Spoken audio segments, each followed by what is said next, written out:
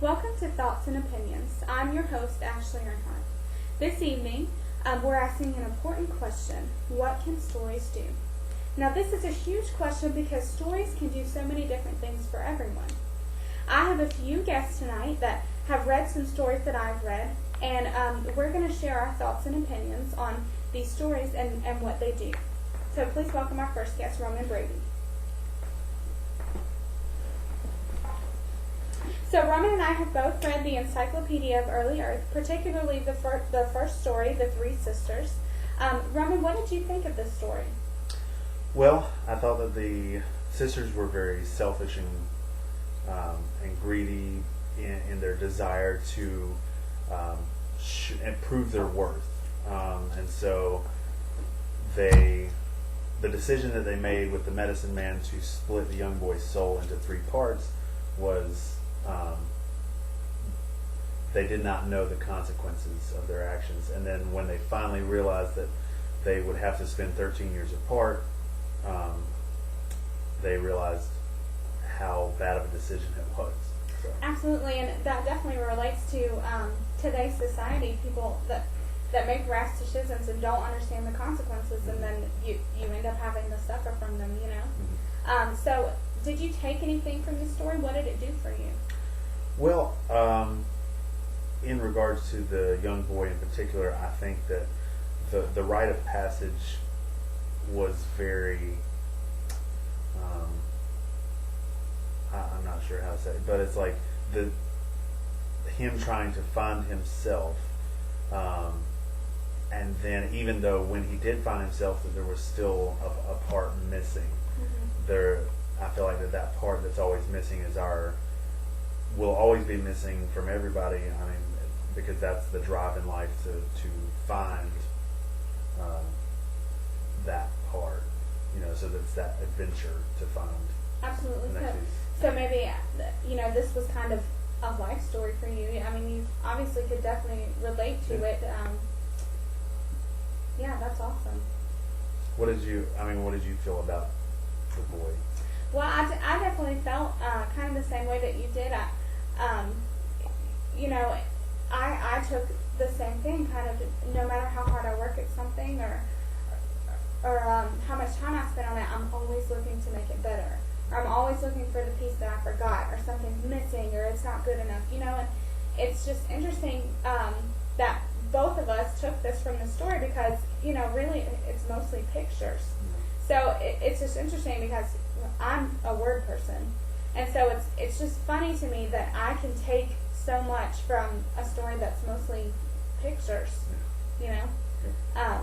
But yeah, that was definitely interesting. So thanks for coming and sharing that. Let's welcome our next guest, Carol Earnhardt. We both read The Charge of the Light Brigade, and so can you tell me what you thought of this? What did it do for you? Well, I really appreciated the poem because I'm in a point in my life right now where my son is joining the Army last year, and he's gone through basic training, and now he's in the AIT at Fort Eustis, which is an additional training. So he's not really in battle like these 600 were. But he's changed since he's joined the Army, and before he joined the Army, he was very selfish, and what John Michael wanted out of life, John Michael got it, didn't matter about everybody else. And now to talk to him, even after basic training, he is honored to serve his country.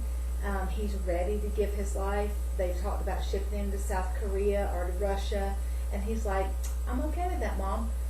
I'm not okay with it. And so reading this poem is just very sad, because I saw 1,000 boys dropped off in Russia, and I thought, you know, this is somebody's son. And the fact that I love the point of the poem where there's not to make reply, there's not to reason why, there's but to do and die. That's why these boys join the military, and if we're in war, they can't ask, why are we going into this battle where there's cannons all around and guns facing me and shooting at me? They can't ask that question. They just have to keep marching and and win that battle. Yeah, absolutely. And it's funny because reading that poem, it made me think of John Michael too, and the things that he's going through, and the fact that he's changed from a boy into a man, like you said. And you know, as you were talking about, it makes you sad. I just wonder how it would make John Michael feel reading it, or another Army soldier, you know, how would they feel reading it? And I feel like he'd be very proud of his position and the things that he's doing. I think he would be honored, and he would read it as a matter of fact. That's just the way it is. I, as his mother, read it as, I would have to sacrifice my son someday, and I might have to face that, and that's just the way it is. And it says, "Oh, the wild charge they made, all the world honored, all the world wondered, honored the charge that they made."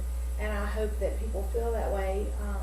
I know I never felt that way before I got in the military. Now that my son's joined it, I realize not only do those boys make a sacrifice of giving years of their life to stay where they're told to stay, and they have to check in at night, and they can't spend the night anywhere else, but their families do too. I haven't seen him since February 20th, and that's unusual for me. He hasn't been home since Christmas.